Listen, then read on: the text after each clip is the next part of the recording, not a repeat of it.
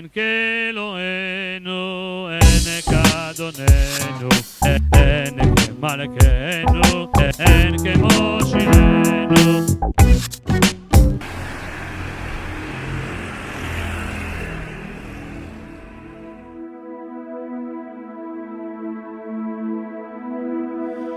Rav Sava, bonjour.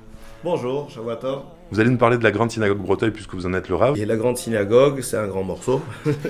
Et si quelqu'un peut en parler, je ne sais pas si je suis le plus à même, vu que je suis le dernier venu, j'ai remarqué que la synagogue Breteuil était la synagogue de tous les juifs marseillais. Ça l'était plus avant, lorsqu'il y avait certainement moins de synagogues. Dans tous les quartiers, il y a énormément de communautés actives. Les Marseillais restent toujours attachés et attentifs à ce qui se passe à Breteuil. Ici, je sens que c'est un lieu qui reste important pour tous les juifs marseillais. On va parler un peu du minyan. Tous les offices sont assurés à la grande synagogue.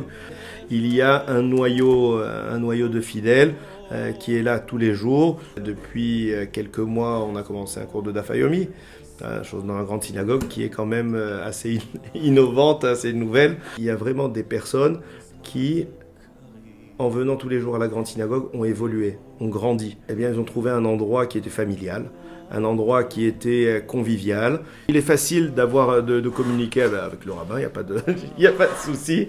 Donc moi j'ai l'habitude de venir filmer pas mal de mariages ici. C'est vrai que Breteuil reste quand même la synagogue numéro 1 du mariage. Il y a une beauté architecturale, mais il y a aussi une charge émotionnelle dans cet endroit-là. C'était à la base la synagogue de tout Marseillais. Le cérémonial, tu as pu le voir dans les mariages, ne se veut pas pompeux pour autant. On essaye de faire en sorte à ce qu'ils se sentent chez eux. Et vraiment, ça m'importe beaucoup de faire ressentir à chacun qu'il est chez lui, que ce soit pour le cadre des offices, que ce soit pour les bar mitzvahs. Je recevais un bar mitzvah encore ce matin. Je vais lui laisser ma carte en fait. Je pense qu'il l'a déjà. Je me fais un point d'honneur de mettre à l'aise un jeune homme. Je me suis toujours fait un point d'honneur de les mettre à l'aise. C'est open, pas bar, mais open quand même. Au bar mitzvah.